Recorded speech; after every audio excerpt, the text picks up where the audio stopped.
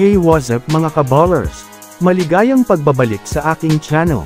Halina't pag-usapan natin, ang balitang Pascal Siakam sa GSW matutuloy na.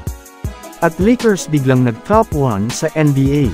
Tara na't pag-usapan natin yan dito sa Basketball Hotshots.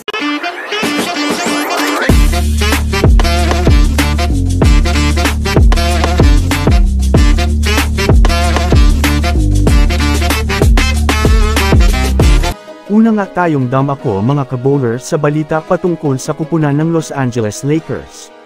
Sa ngayon nga mga kabowlers ay alam naman natin na medyo naging inconsistent ang Lakers ng mga nakaraan ngayong regular season. Kaya napang-abot nga po mga kabowlers ang Lakers sa ika-15 na pwesto, pagdating sa defensive ratings, kaya naman marami nga po ang nadismaya ng mga fans ng mga panahong ito.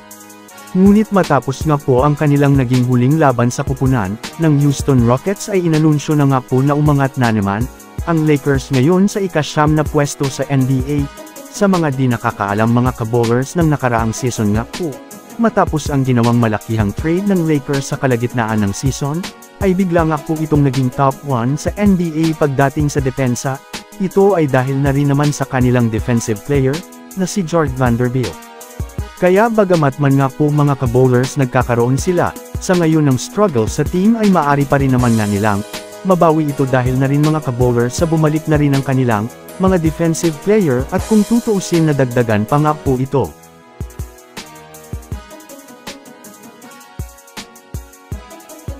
Samantala dito naman tayo mga kabowlers sa balitang mainit patungkol sa star caliber na si Pascal Siakam. Sa ngayon nga po mga kabowlers patungkol sa kupunan ng Golden State Warriors, ay bagamat man nga po mga kabowlers nakakakuha sila ng panalo, ay hindi pa rin nga po sapat ito dahil nasa ibaba pa rin sila ng pwesto.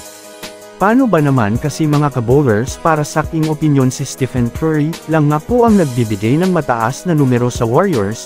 Samahan mo pa na ilan sa kanilang mga starting lineup, ay mababa talaga ang kanilang mga naibibigay na numero, at ang masakit pa dyan, ay hindi nga po ito mga consistent. Ayon nga po sa inilabas na pahayag ng mga eksperto, ay dapat nga daw, hindi sinasayang ng Warriors itong kagalingan ni Stephen Curry. Kaya naman naglabas na rin ang mga NBA analyst ng panibagong trade proposal sa Warriors. Bibitawan lamang ng Warriors itong si Andrew Wiggins at Jonathan Kuminga, habang ang makukuha nila sa Raptors ay itong si Pascal Siakam.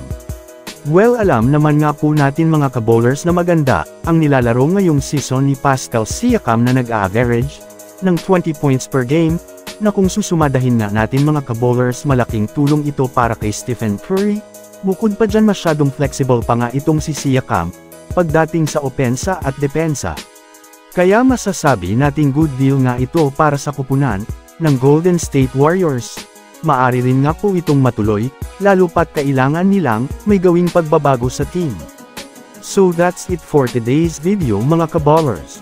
Yan lang ang ating pag-uusapan sa ngayon. Pindutin na ang subscribe and hit nyo na rin ang notification bell para sa mga susunod na updates sa mundo ng basketball. Again, this is Basketball Hotshots. Thanks for watching.